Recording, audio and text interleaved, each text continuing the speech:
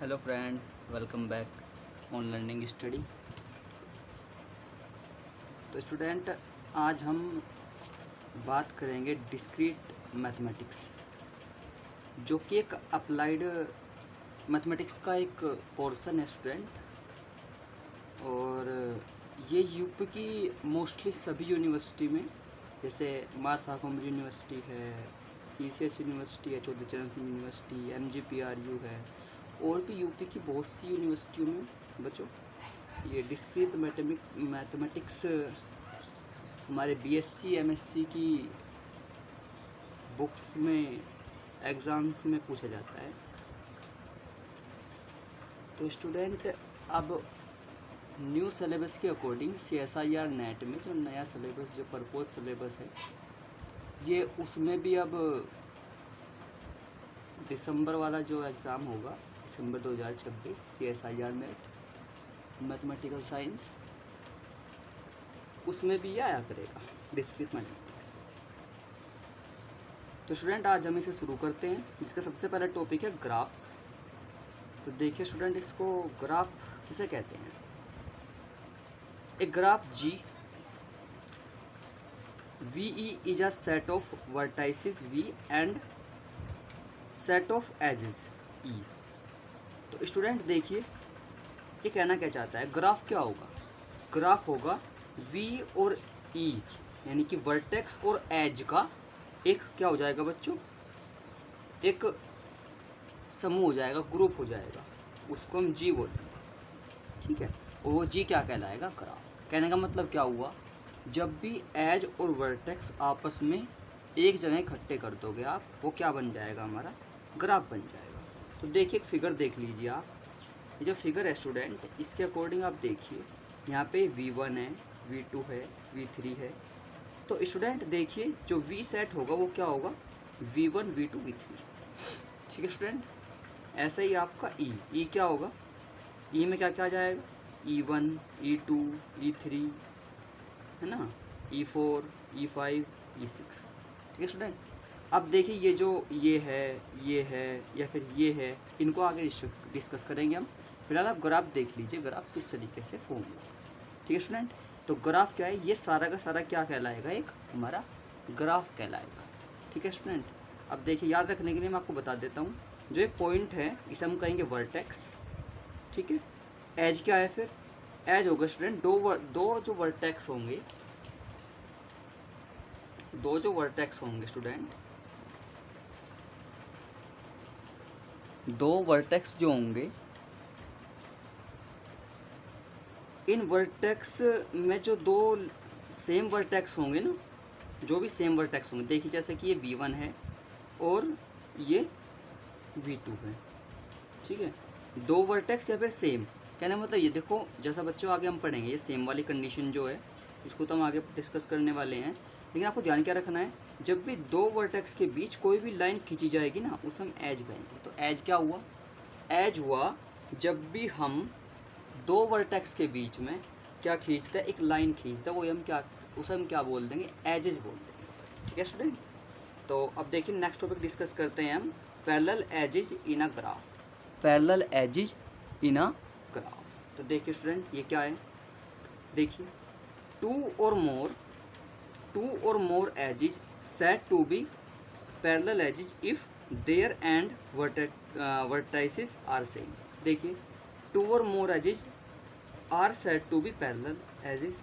देखिए, दो या दो से अधिक, कहने मतलब है दो या दो से अधिक edges set to be parallel edges, उन्हें क्या कहेंगे, पैरेलल एजेस कहेंगे if their end vertices are same. देखिए क्या मतलब हुआ इसका। देखिए, जैसे कि मैं आपको डायग्राम के थ्रू समझा देता हूँ स्टूडेंट। जैसे कि हमारा ये यहाँ पे डायग्राम है, इसमें देखिए, इसमें पैरेलल एजेस कौन कौन से कहलाएंगे। इसका मतलब क्या हुआ, देखिए, याद रखने के पॉइंट ऑफ व्यू समझ लीजिए आप एक बार।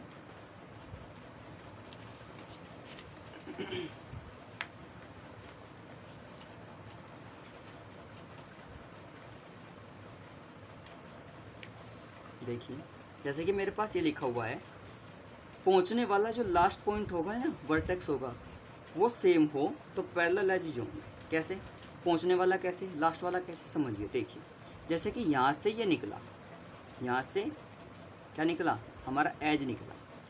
एज निकलने के बाद V1 वाला कहाँ पहुँच रहा है, V2 पे, और V1 वाला कहाँ पहुँच रहा है, V2 पे। ये क्या है, V6 है, और ये क्या है, V1 है। इसलिए क्या कहलाएंगे दोनों, पैरेलल। क्यों, क्योंकि ये जहाँ पहुँच रहे हैं उन दोनों के क्या, वर्टाइसिस सेम है। बस वही तो लिखा है मैंने, पहुँचने वाला लास्ट वाला जो होगा पॉइंट वर्टाइसिस कहलाएगा वो सेम हो, तो क्या कहलाएगा, पैरेलल एज हमारा हो जाएगा।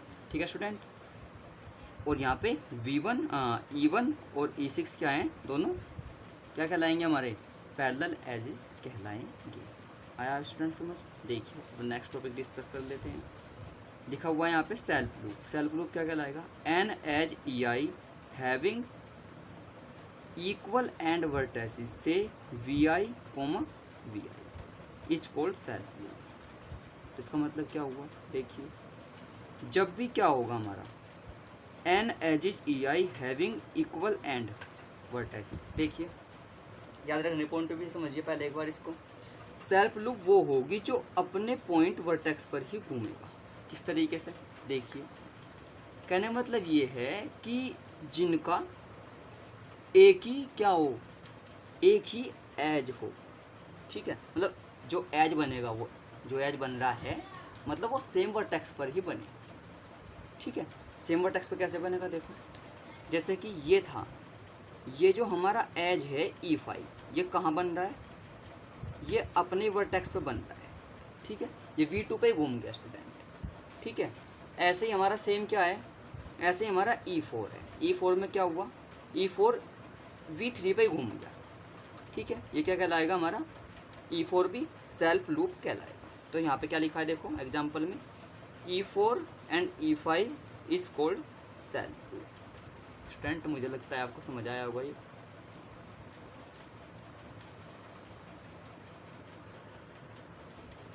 देखिए स्टूडेंट अभी से डिस्कस कर लेते हैं।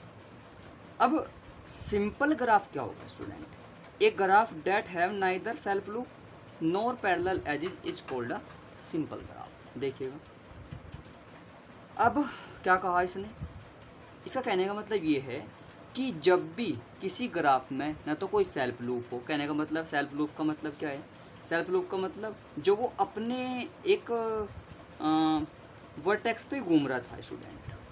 ठीक है, एक तो वो ना हो, और एक जो पैरेलल वाले एज थे ये ना हो। जैसे कि मैं तुम्हें दिखा देता हूँ पहले एक बार, देखिएगा जैसे कि ये भी ना हो और ये भी ना हो, इसे क्या कहेंगे हम, सिंपल ग्राफ। ठीक है, तो क्या देखिएगा ये मैंने बनाया है। ठीक है, it's called a simple graph because here no any self loop as well as no parallel edges. ठीक है स्टूडेंट, तो इसे क्या कहेंगे हम, इसे क्या कह देंगे, सिंपल ग्राफ कहते हैं। देख लीजिए जैसे इसने सेट पैट बनाई ना, देख लीजिए the vertex set V is the set. तो क्या हो जाएगा ये, V1 V2 V3 V4। तो क्या है, ये जो सेट है V1 V2 V3 V4 ये एक V सेट हो जाएगा। ठीक है, V मतलब वर्टेक्स का सेट। ठीक है, and the set of edges E consist of, देखिए जो E है, E एजेस हैं, ये किसको कंसिस्ट कर रहे हैं, हमारे वर्टेक्स से ही तो बन रहे हैं। अब जो E1 है, जो E1 है हमारा, E1 के कैसे बना है, V1 और V2 से बना है ना। जो एज है वो वर्टेक्स से ही तो बना है।